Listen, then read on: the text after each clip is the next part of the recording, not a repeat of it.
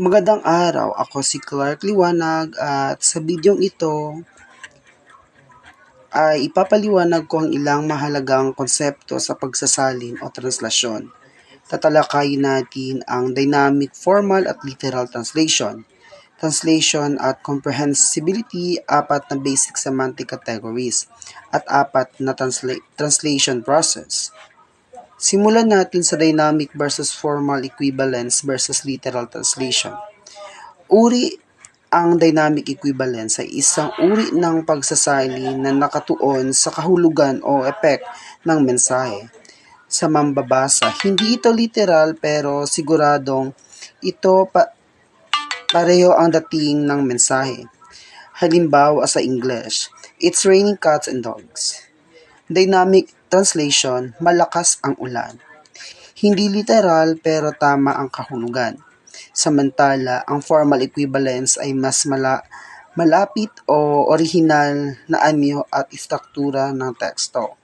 Sinusubukan nitong palitan ang forma at salitang hanggat maaari. Halimbawa, "The spirit is willing, but the flesh is weak." Ang espiritu ay handa, ngunit ang laman ay mahina.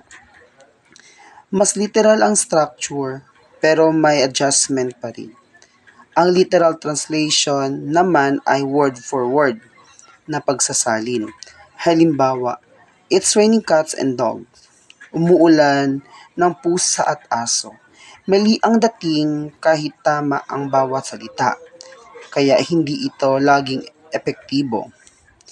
Pangalawa, translatability and comprehensibility. Ang translability ay tumutukoy kung kaya bang isalin ng isang salita o ideya mula sa isang wika patungo sa iba.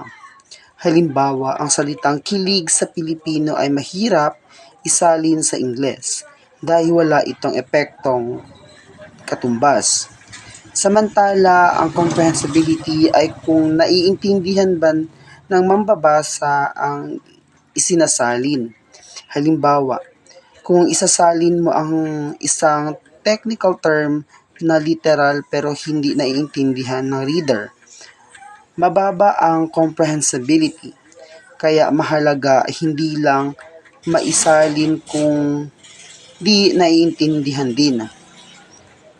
For basic semantic categories, may 4 na pangunahing kategorya ng kahulugan.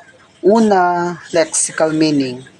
Ito ay literal o disksionaryong kahulugan ng salita. Halimbawa, aso, animal.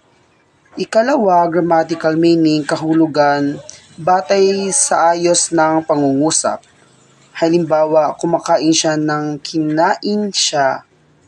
Pagkaiba ang ibig sabihin dahil sa grammar. Ikatatlong, contextual meaning, depende sa sitwasyon o konteksto. Halimbawa, mainit siya, pwedeng literal o pwede ding attractive, depends sa context. Ikaapat na cultural meaning, kahulugang nakaangkla sa kultura. Halimbawa, bayanihan, hindi lang simpleng pagtutulungan, kundi may malalim na kultura. Translation process. Ang process ng pagsasalin ay may 3 hakbang. Una, analysis. Inuuna ang orihinal na teksto. Ano ang ibig sabihin? Ano ang context? Ikalawa, transfer. Inililipat ang kahulugan sa target language. Ikatatlo, restoring. Inaayos ang pangungusap para maging natural o bagong wika. Halimbawa sa English, "She's passed away." Analysis, namatay siya. Transfer, death concept. Restoring, pumanaw siya. Mas natural kaysa namatay siya sa formal context. At iyon ang mga mahalagang konsepto sa pagsasalin at iba-ibang uri ng translasyon.